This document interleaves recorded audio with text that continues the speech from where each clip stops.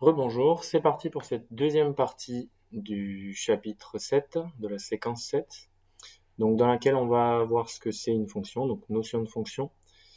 À la fin de cette partie, vous allez savoir tracer la courbe représentative d'une fonction et vous allez savoir lire l'image et l'antécédent d'un point sur une courbe représentative d'une fonction. Donc avant tout, qu'est-ce que c'est une fonction? Donc, je vous avais expliqué déjà en cours, très brièvement, qu'une fonction c'était une petite boîte dans laquelle on allait venir mettre un nombre. Et cette boîte, elle va faire une opération sur ce nombre, et quand elle aura fait cette opération, ce nombre, ce sera plus le même, donc on peut plus l'appeler x, on va l'appeler y. Mais comme ce y, il dépend du x qu'on aura mis au départ, on va dire aussi qu'il est fonction de x. Donc y et f de x, c'est exactement la même chose.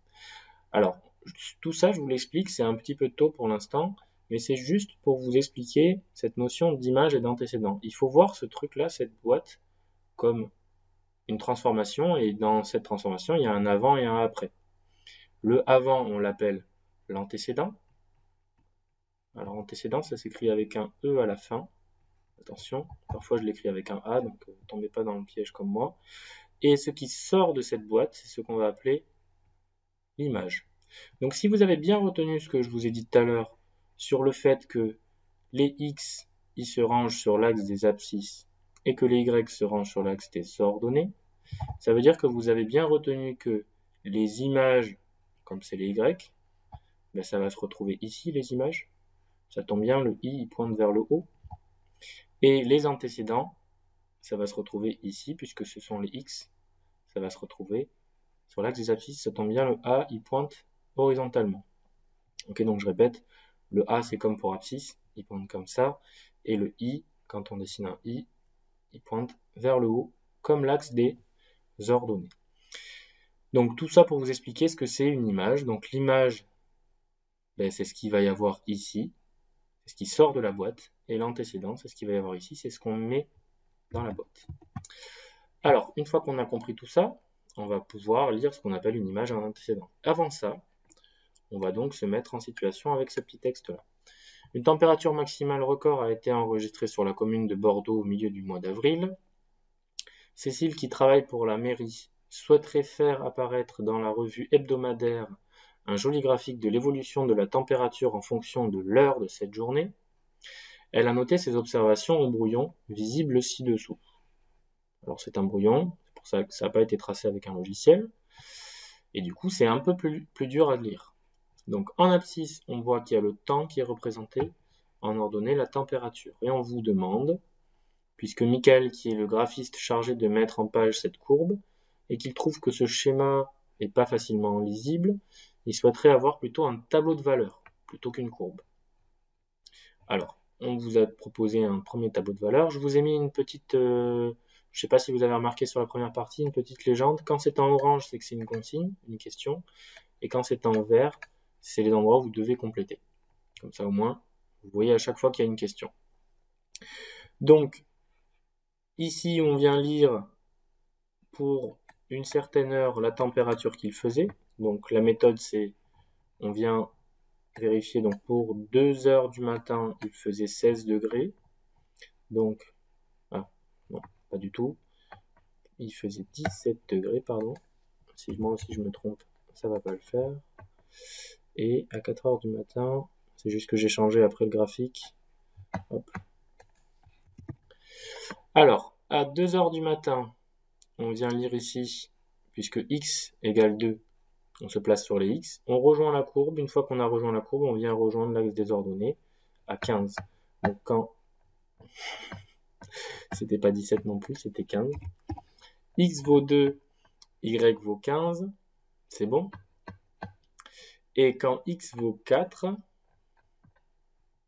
donc pareil, je me place sur x qui est égal à 4, je rejoins la courbe, et quand je rejoins la courbe, je viens rejoindre l'axe des ordonnées. Alors, un petit carreau égale 1, puisque j'ai 5 petits carreaux entre 10 et 15, donc 10, 11, 12, 13, 14. On est bien à 14 quand x vaut 4. Donc 14 degrés pour x est égal à 4.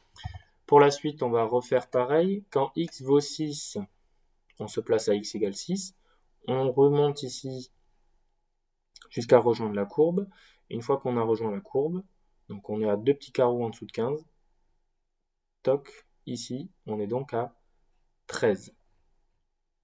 Quand il est 6 heures du matin, il fait 13 degrés. Alors, il a fait 13 degrés. C'est important de se le dire, comme ça en français, surtout si c'est pas des X et des Y qu'il y a ici, mais des mots, temps, température. Ça nous aide à nous mettre dans le contexte, et du coup, ça nous aide à comprendre ce qu'on est en train de faire. Parce que quand c'est des X et des Y, on comprend pas trop. Je pense que cet exercice, il va pas être très dur à faire pour vous. Donc là, pour l'instant, bon, je fais juste un dernier avec vous, le 8. Comme les premiers, il y avait des petites erreurs. Le 8, je me place à x égale 8, je monte. Je viens lire ici, quand x vaut 8, que vaut y 15.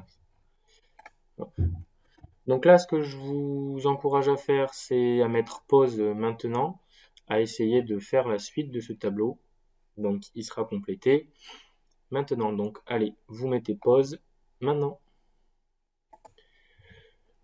Bon, voilà, j'ai complété mon tableau. Donc, en lisant pour chaque valeur de x les valeurs de y qui correspondent, et j'obtiens ça. Donc voilà, vous pouvez mettre pause là aussi pour vérifier que ce tableau correspond bien avec celui que vous avez fait. On n'est pas à 1 degré près. Parfois, si vous hésitez entre 25 et 26, entre 34 et 35, je sais pas, c'est pas très grave. Là, pour l'instant, on est vraiment sur essayer de comprendre. On n'est pas là pour chipoter sur du millimètre près. Donc, une fois que ça c'est bon, si c'est pas bon, vous revenez en arrière et vous réessayez de comprendre. C'est l'avantage aussi de la vidéo. Ensuite, là, je vous ai posé des petites questions type qu'on pourrait vous poser, notamment au brevet. Donc, question 2, quelle est la température à 10 heures? Donc, vous avez deux méthodes pour faire ça. Soit vous avez déjà rempli le tableau, dans ce cas-là, vous vous aidez du tableau. Mais si je vous avais demandé la température à 11 heures, ouais, avec ce tableau, vous ne pourrez pas lire. Il aurait fallu venir ici, se placer entre 10 et 11 et voir qu'à 11 heures, il faisait 24 degrés. Donc là, c'est pas le cas. On peut soit céder du tableau, soit céder du graphique. On choisit. Donc à 10 heures, il a fait 20 degrés. Pardon.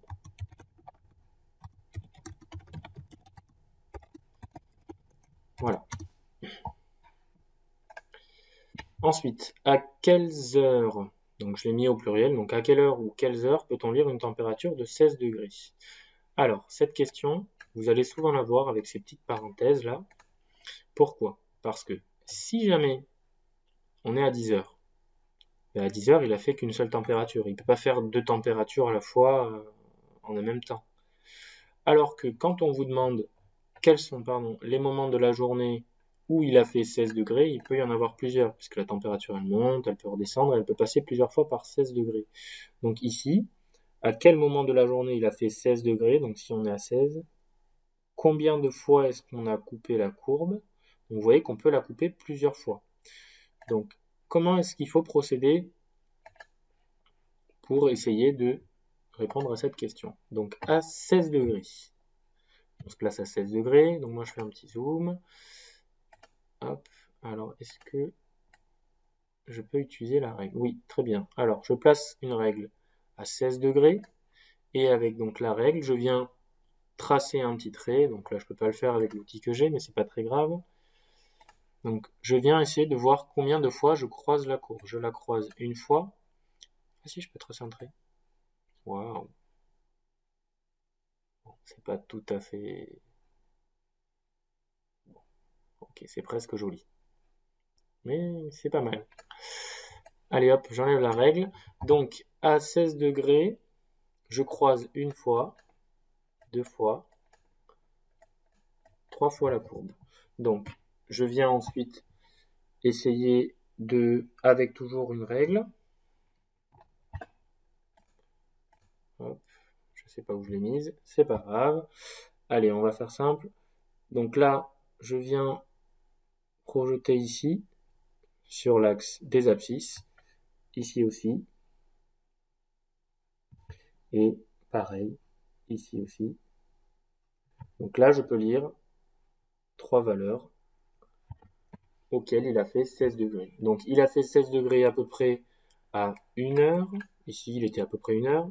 Il a fait 16 degrés, alors il était un peu moins de 9 heures, on va dire 8h30. Et il a fait 16 degrés aussi. Donc là, c'est 23 heures. Ici, ce sera 22h30. Donc il a fait 16 degrés à 3 endroits, donc 1 heure, 8h30 et 22h30.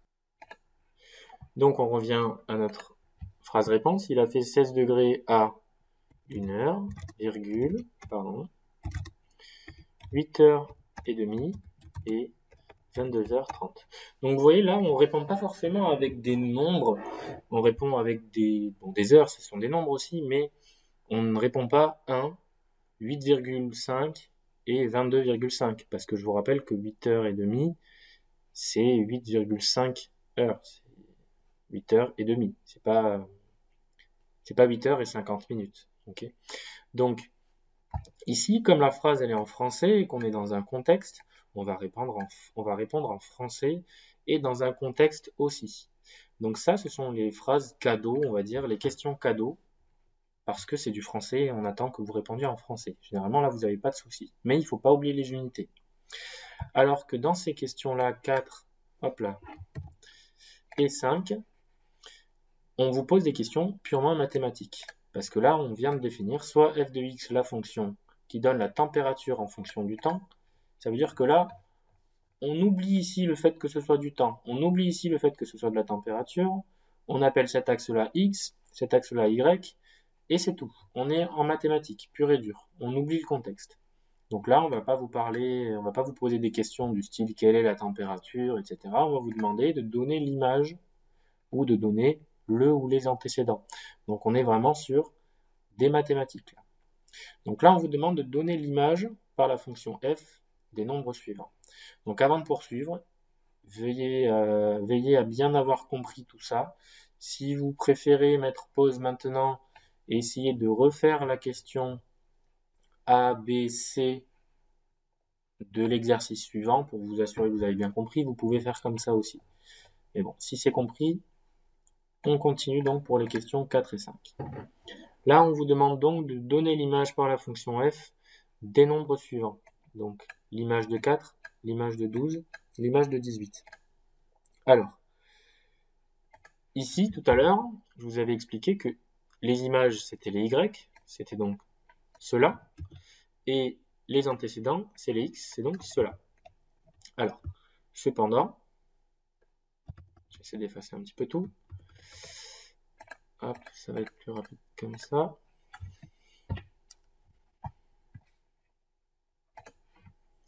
Cependant, il ne faut pas tomber dans le panneau. Alors, on a deux axes. Ici, on a les images. Ici, on a les antécédents.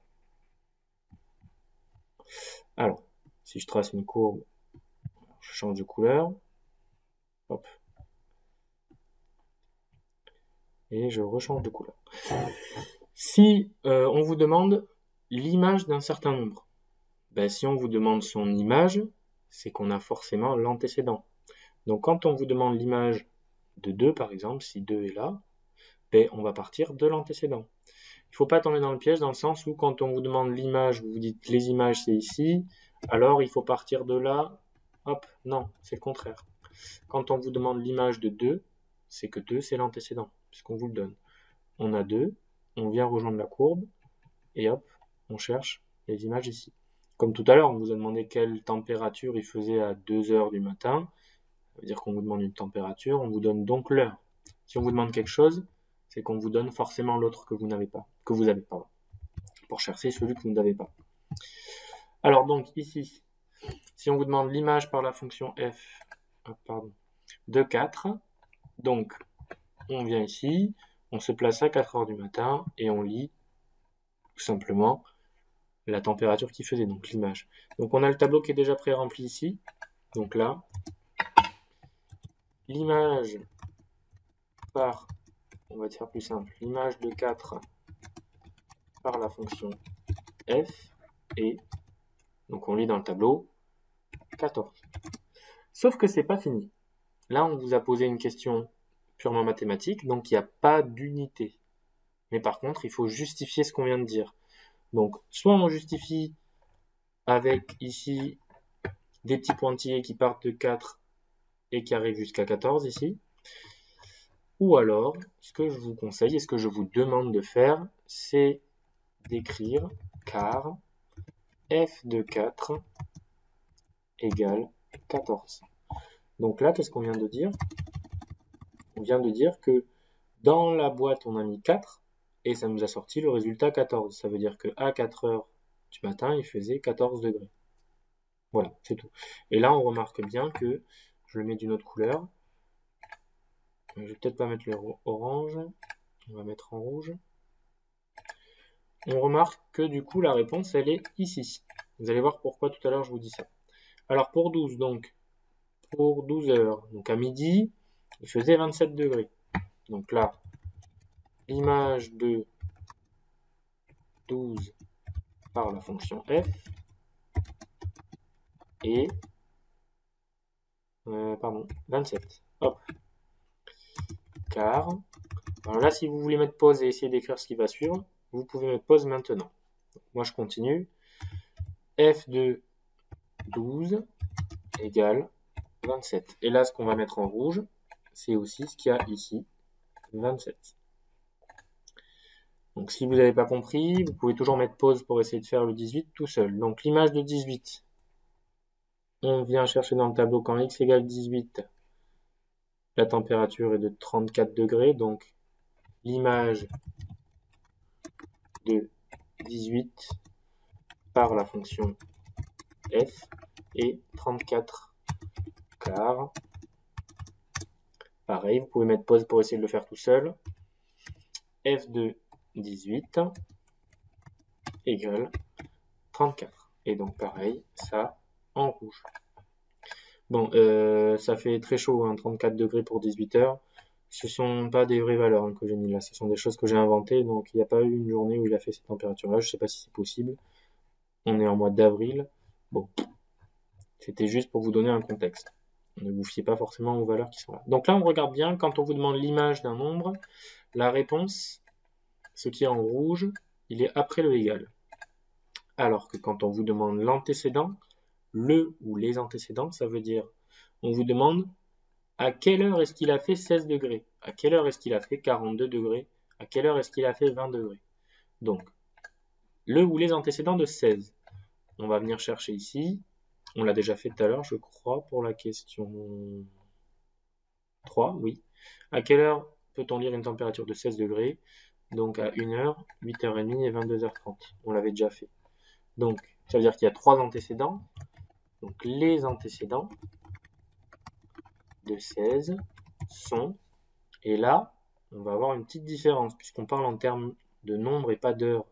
Au lieu d'une heure, on va juste mettre 1, virgule. Au lieu de 8h30, on va mettre 8h30, mais en chiffres. Donc, là, au lieu d'une virgule, je vais mettre un point virgule, pardon. Sont 1, 8,5 et 22,5. Donc j'espère que vous comprenez la différence entre ça et ça. Ça, c'est un résultat qui est donné en heures, minutes. Ça, c'est un résultat qui est donné en heures uniquement. Voilà. Et là, la justification, elle va être un petit peu différente que celle-là. Vous allez comprendre pourquoi. Ici, si on regarde bien, c'est f de x toujours. Donc c'est x qu'on met dans la boîte. Donc c'est f de 1 qui est égal à 16. Parce que si je regarde bien ici, c'est f de 1 qui vaut 16. C'est pas f de 16 qui vaut 1, puisque f de 16, lui, il vaut 36. Ok?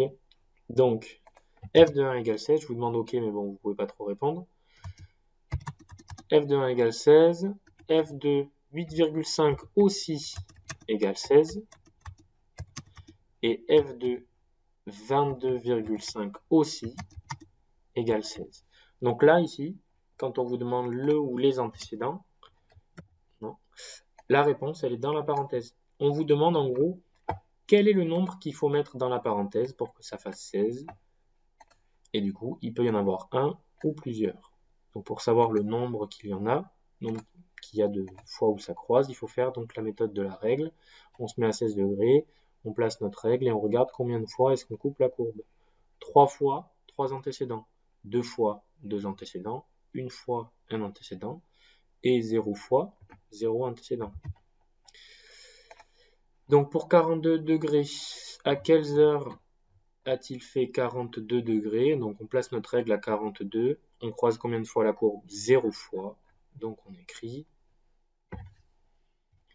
il n'y a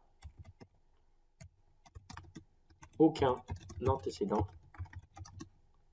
à 42 par la fonction f. Voilà. Donc on pourrait écrire, si on a envie de bien faire, f de rien du tout égale 42. Donc le rien du tout, je ne sais pas si je vais le trouver, c'est le symbole ensemble vide, c'est le rond barré. Donc je vais vous le faire à côté puisque je ne le trouve pas. Hop. Donc c'est f de rien du tout égale 42. Donc ça veut dire qu'il n'y a aucun nombre qui donne 42. Donc en gros, il n'y a pas de solution à ça. Mais bon, je ne vais pas vous embêter avec ça. On écrit ça, c'est déjà très bien. Ensuite, pour 20, pareil, on essaie de venir voir. Alors on peut venir chercher ici aussi combien de fois on a coupé 20. Apparemment une seule fois. Sauf que si on vient regarder sur la courbe, on voit bien qu'on le coupe 2 fois. Donc quand on est sur 20, on coupe une fois à 10 et une autre fois à 21. Donc la moralité de l'histoire, c'est qu'il ne faut pas forcément faire confiance au tableau, puisque le tableau ne comporte que 1, 2, 3, 4, 5, 6, 7, 8, 9, 10, 11, 12 valeurs. Alors que cette courbe comporte une infinité de valeurs, puisque je vous rappelle qu'une courbe, c'est comme un trait, c'est plein de petits points collés les uns les autres. Donc, pour lire les antécédents, on va plutôt faire confiance au graphique. Donc à 16, pardon, je me replace à 16. On avait dit c'était 16, c'est ça? Je me trompe pas. Pour 20, pardon.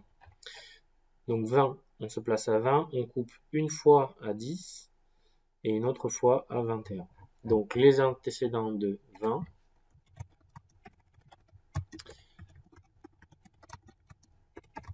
sont donc 10 et, j'ai déjà oublié, 10 et 21. Point. Et justification, hop, à la ligne. Vous pouvez mettre pause pour essayer de le faire tout seul.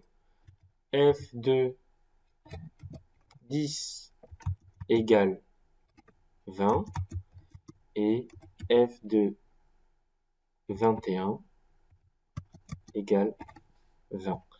Alors, pareil ici, la réponse, c'est ce qui est dans la parenthèse. C'est donc 10, que je mets en rouge, et 21, que je mets en rouge aussi. On peut le noter aussi différemment, pour gagner un tout petit peu de place. On aurait pu mettre f de 10 égale f de 21 égale 20. Ça marche aussi comme ça, toujours avec ça. Donc les antécédents. Les antécédents, c'est ce qu'il y a dans la parenthèse en rouge. Voilà. Bon, en espérant que vous avez compris, je fais un dernier petit point. Hop, j'efface tout ça. Je fais un dernier petit point. Donc, image antécédent. Donc, sur une courbe, ici on a les antécédents, ici on a les images. Quand on a une fonction qui s'appelle f, ici on a les antécédents. Et ici on a ce qui sort de la boîte, c'est les images. Et donc, comme c'est x qu'on met dans la boîte, ce qui sort c'est f de x. Hop là. Ce qui sort c'est f de x. Donc en fait, quand on met que f de x égale y, ce truc-là, c'est l'antécédent, puisque c'est x. Et ce truc-là, c'est l'image. Donc, ce truc-là, il est égal à ça. Donc, tout ça, c'est l'image aussi. Voilà, en espérant que ça aura pu vous aider. De toute façon, la vidéo, vous pouvez la revoir autant de fois que vous voulez. et essayer donc de comprendre un petit peu tout ça avant de passer à cette partie-là que vous allez devoir faire tout seul et toute seule et me rendre sur École Directe, donc à la page de mardi prochain, donc nous serons le 24. Voilà, donc vous allez sur École Directe, vous allez voir le travail à faire, et sur le travail à faire, vous allez pouvoir déposer des fichiers. Donc soit des photos, soit vous complétez ces documents-là et vous me les posez vous-même. Voilà. Bon, mais j'espère que votre confinement se passe bien, que vous restez sagement chez vous, et que vous ne galérez pas trop à essayer d'imprimer tous ces trucs-là ou de trouver la solution qu'il faut pour réussir à travailler chez vous. En tout cas, si vous avez des questions, n'hésitez pas. On reste là pour vous, malgré tout. Voilà, bonne journée, soirée, ça dépend à quelle heure vous allez regarder cette vidéo à vous. Et n'oubliez pas, pour mardi prochain, là vous n'avez pas le choix, puisque du coup si vous ne me rendrez pas ce travail, moi je vous note absent. Ça marche comme ça. Allez, bonne journée à vous et le bonjour à vos parents. Au revoir.